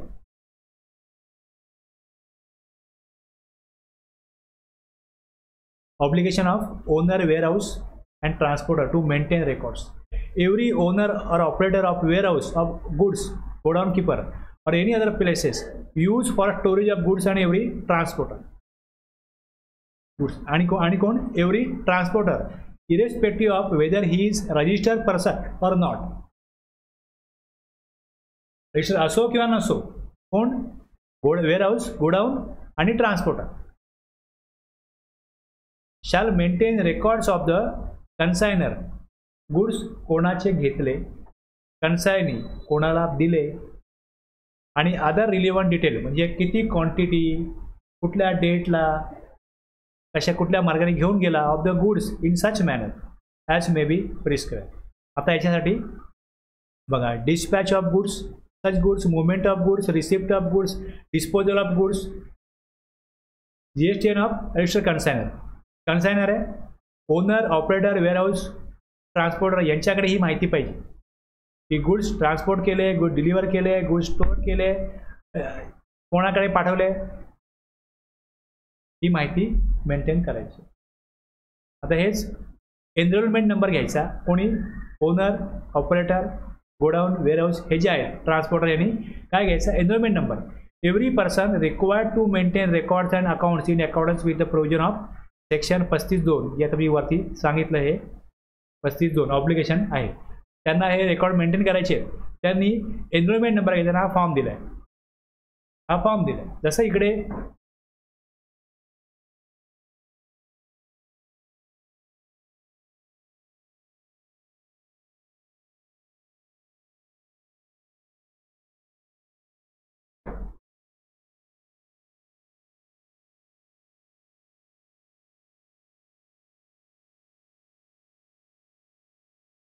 एनरोलमेंट फॉर ट्रान्सपोर्ट यावर क्लिक केलं तर हा जो फॉर्म आहे 35(2) दिसता इकडे, या 35(2) प्रमाणे हा फॉर्म आहे तो येईल, तो आहे फॉर्म GST ENR 01. हा त्यांनी भरायचं, ही माहिती द्यायची. त्यांना मग काय मिळेल, युनिक एनरोलमेंट नंबर मिळेल, shall be generated and communicated to the said person.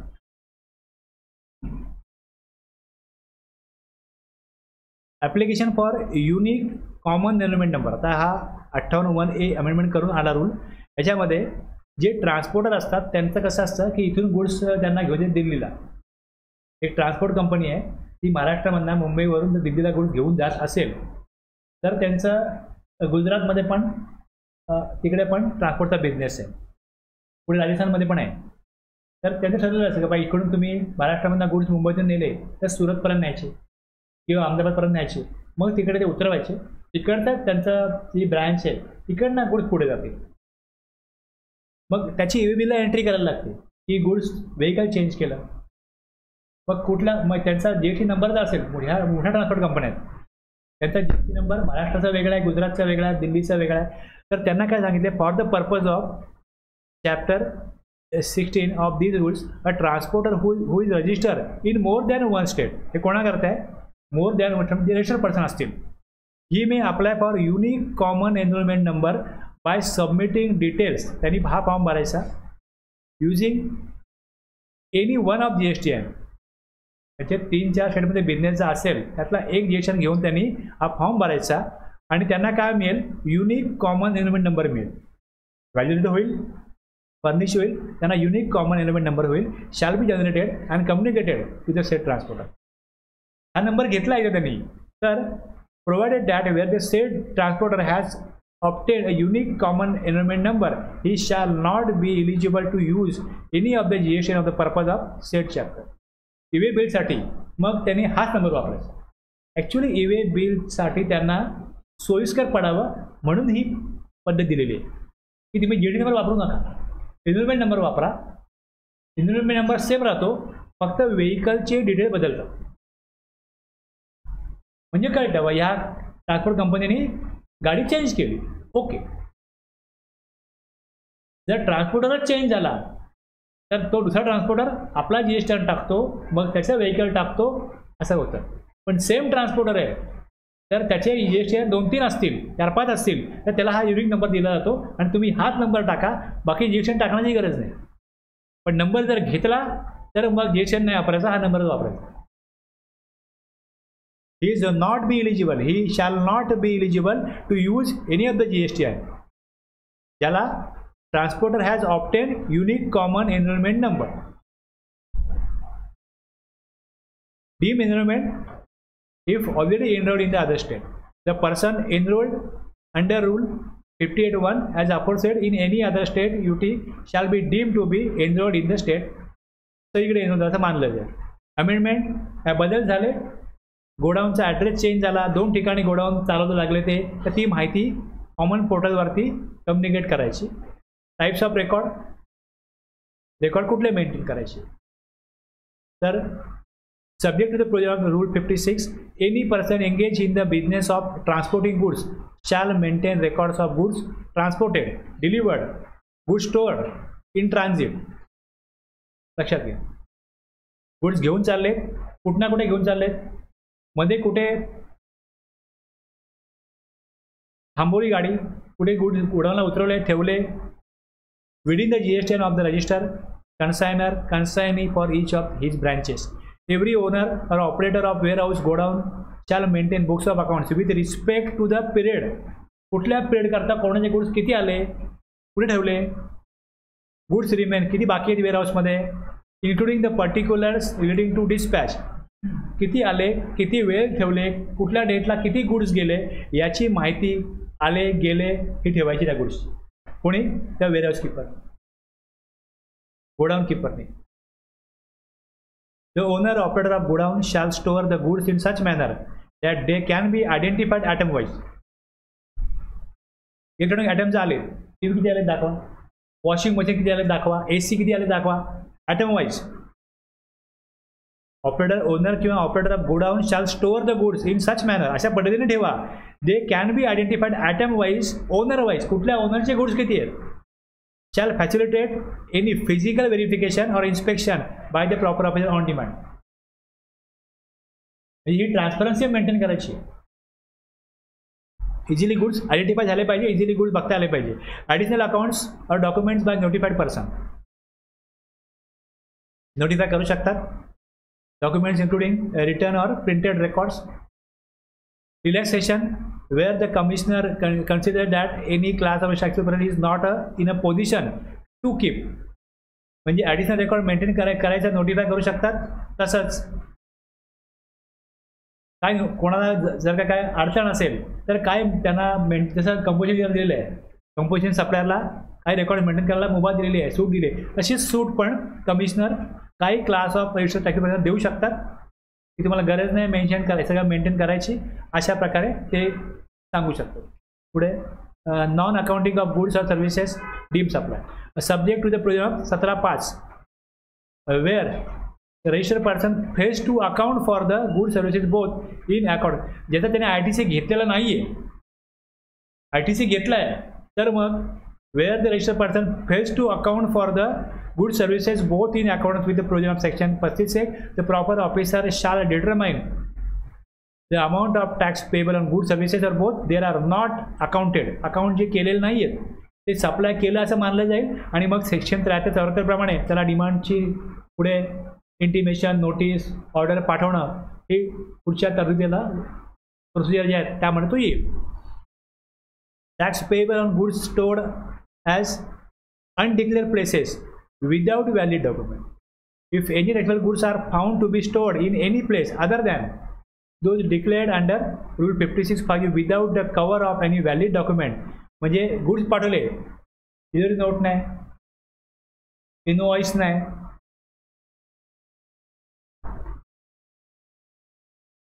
without the cover of any valid documents, the proper officer shall determine the amount of tax payable on such goods as if such goods have been supplied by registered person. 35 संपला इकडे. 36 मध्ये हे दिलंय की जे goods जे account record maintain करायचे 35(1) प्रमाणे ते 72 महिने मेंटेन करायचे, 72 महिने. आणि प्रोव्हिजन आहे तो हे सांगतो की जर एखादं अपील, रिव्हिजन, प्रोसिडिंग कुठलं कारवाई चालू आहे आणि ती कारवाई संपल्यानंतर 1 वर्ष त्या संबंधित डॉक्युमेंट रेकॉर्ड्स हे मेंटेन केले पाहिजे. 72 महिने किंवा 1 वर्ष हा कालावधी काढला. समजा आता माझे 72 महिने संपतायत 31 मेला, ओके. पण माझ्यावरती काहीतरी अपील, रिव्हिजनची काहीतरी प्रोसिडिंग होती, ज्या वर्षाची होती त्याचे 72 महिने संपतायत 31 मेला, पण या कारवाईचं 1 वर्ष संपतंय हे 30 नोव्हेंबरला. तर नंतर काय 72 महिने संपले 30 नोव्हेंबर, लॅटर काय 30 नोव्हेंबर, तर मला 30 नोव्हेंबरपर्यंत ते अकाउंट रेकॉर्ड मेंटेन करणं गरजेचं आहे. म्हणजे हे मोर दॅन 72 मंथ्स होईल. ज्या वर्षाची कारवाई होती, ज्या कुठलं प्रोसिडिंग होती, इन्व्हेस्टिगेशन होतं, ते झालं कधी, त्याचा वर्ष पूर्ण कधी होत आहे 30 नोव्हेंबरला. 72 महिने पूर्ण होत आहेत त्या वर्षाचे 31 मेला. तर मला 31 मे 72 महिने संपले असं नाही, तर ती प्रोसिडिंग झाल्यापासून 1 वर्षासाठी संपते 30 नोव्हेंबर. तर 30 नोव्हेंबरपर्यंत ते अकाउंट रेकॉर्ड ठेवायला पाहिजे. Preservation of accounts together with all invoices, bill of supply, सगळे डॉक्युमेंट्स हे जे आहेत हे मेंटेन करायचे. ओके, थांबूया आता.